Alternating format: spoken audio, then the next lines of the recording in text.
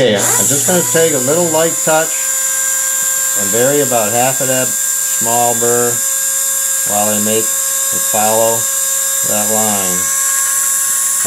line. I don't do anything on the rougette. After I get done with that, I take this. Let me do it on the bottom one here.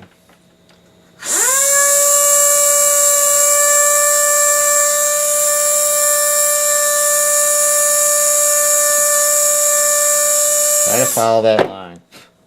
Now it's a little rough because that's the way it is. So I take this tool, any tool, and I just smooth it out. Go in. Because when you put it in the mouth, you don't want to have little bumps on that post stem. So I just smooth it out. And theoretically, what I'm doing is I'm first just cutting a half a burr in there. Then I'm scraping this away towards where the metal is going to be. When I dupe it and I put my wax on and cast it into the metal, I'll be putting it over here. When I go to finish, I will taper off this end. Alright, so I have a piece of metal that comes up, it gets into a post stem, and then it tapers back. Okay, just like that. Alright, so there's no sharp edges here. This is helpful because if you have too much of a post stem and the doctor doesn't like it, you simply just keep eating away at this until it gets smaller and smaller and it goes shorter and shorter. Okay? So that's just my theory on post stems. Alright, so let's get back. I'm going to finish up doing, I put all the post stem in there. I put in the relief. I'm going to put the other side on. I just use my 20 gauge, 22 gauge. I cut what I think is width enough. I'm going to cut a little curve on it. I'm going to take it, I'm going to place it in there, the curve on that line, and just stick it to it. Alright, I don't worry about how far I go to the other side. I'm just concerned with that edge, and I want that edge to be a sharp edge. Then I'm going to take, after I've surveyed it and blocked out everything, I'm just going to join that to the other one, just as I done here. I'm just going to join it so it's a smooth transition. I'm going to do that on both sides.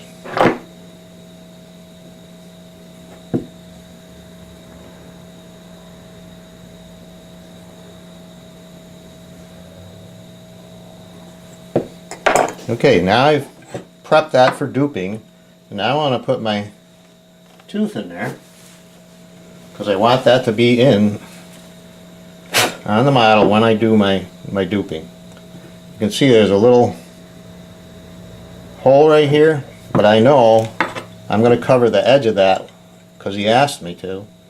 So when he hits down on it, he'll hit on top of the tooth, and I need a little bit of metal there to keep it from knocking it off. So I'm just going to take a little bit of wax.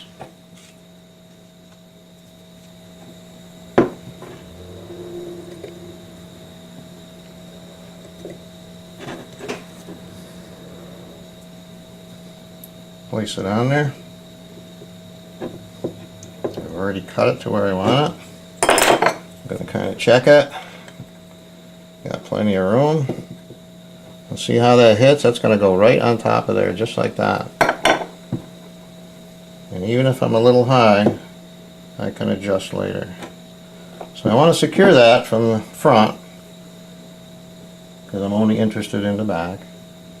I'm just going to attach that with some hot wax.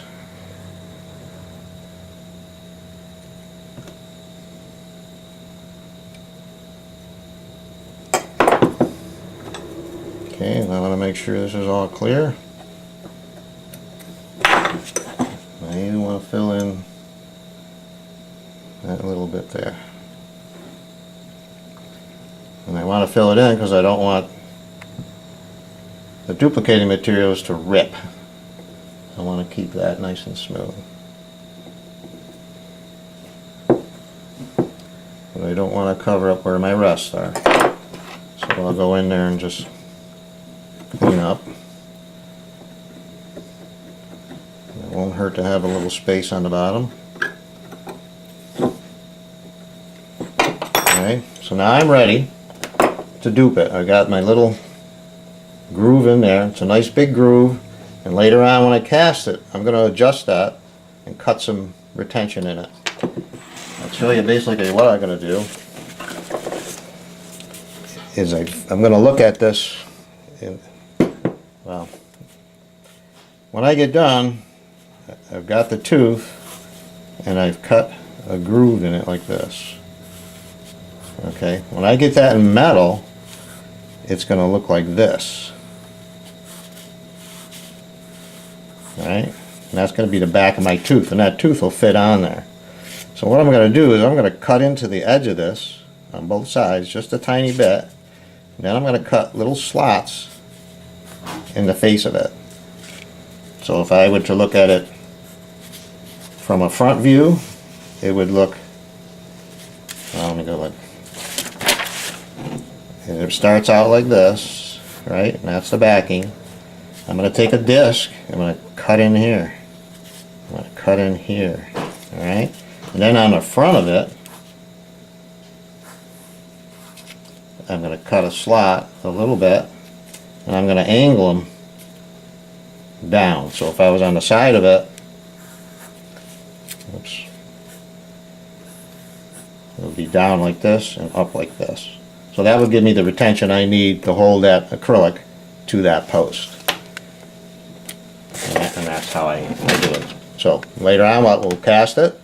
We'll show you the casting, we'll show you how to finish it, and we'll show you how to attach the facing. Good.